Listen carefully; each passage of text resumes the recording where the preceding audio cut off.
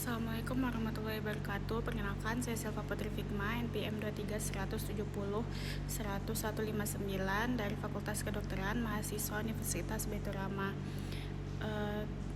Saya akan mempresentasikan poster saya dengan judul Hubungan kadar HbA1c dengan neuropati diabetik berdasarkan Diabetic Neuropathy Symptom Score dan monofilament test pada pasien diabetes mellitus tipe 2. Mellitus tipe 2 merupakan penyakit metabolik kronis dengan prevalensi yang terus meningkat. Hiperglikemia kronis dapat memicu berbagai komplikasi, salah satunya neuropati diabetik yang merupakan komplikasi yang paling sering terjadi. Kadar HbA1c itu mencerminkan rata glukosa darah selama 2-3 bulan dan berperan sebagai indikator kontrol glikemik jangka panjang. Neuropati diabetik dapat dideteksi dini dengan menggunakan DNS untuk menilai gejala subjektif dan monofilament test untuk menilai defisit sensori objektif. Adapun tujuannya itu untuk menganalisis hubungan kadar HbA1c dengan kejadian neuropati diabetik berdasarkan Diabetic Neuropathy Symptom Score monofilament test pada pasien diabetes mellitus tipe 2. Untuk metode itu ada jenis penelitian di mana itu ada studi literatur atau literatur review. Sumber data itu dapat dari PubMed, Scopus, Google Scholar. Untuk kriteria inklusi itu artikel menggunakan HbA1c neuropati diabetik, DNS dan monofilament test pada pasien diabetes mellitus tipe 2. Topik yang dikaji itu ada hubungan kadar HbA1c dengan neuropati diabetik berdasarkan DNS dan monofilament test. Total literatur review yang dikaji itu ada 32 artikel. Untuk mekanismenya, HbA1c yang tinggi itu bisa menunjukkan kontrol glikemik yang buruk yang dapat membuat hiperglikemia kronis.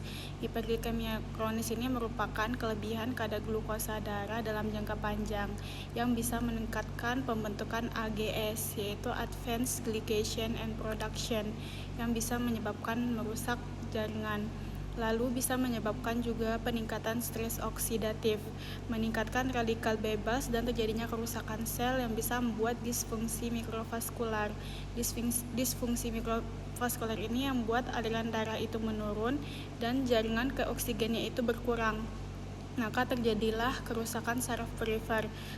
Kerusakan saraf perifer ini yang disebut juga dengan neuropati diabetik. Neuropati diabetik ini nanti dapat menggunakan scoring, yaitu Diabetic Neuropathy Symptom Score dan dengan pemeriksaan monofilament test. DNS score ini dapat dijawab iya atau tidak. DNS score ini terdiri dari 4 pertanyaan. Pertanyaan pertama, apakah Anda merasa tidak seimbang saat berjalan?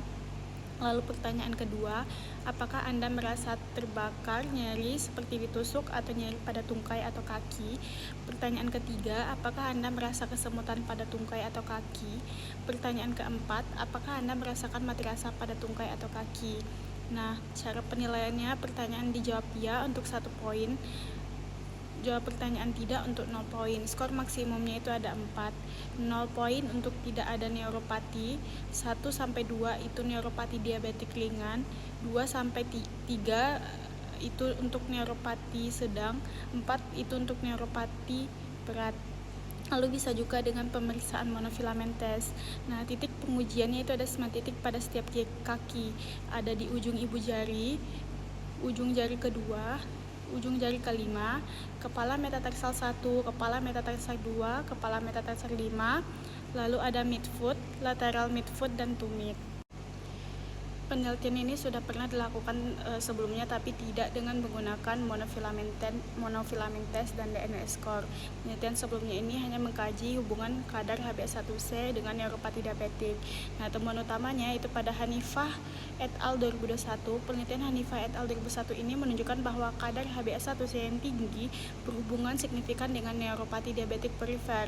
Pasien dengan HbA1c yang tinggi memiliki risiko neuropati 6,93 kali lebih besar dibandingkan pasien dengan HbA1c yang normal.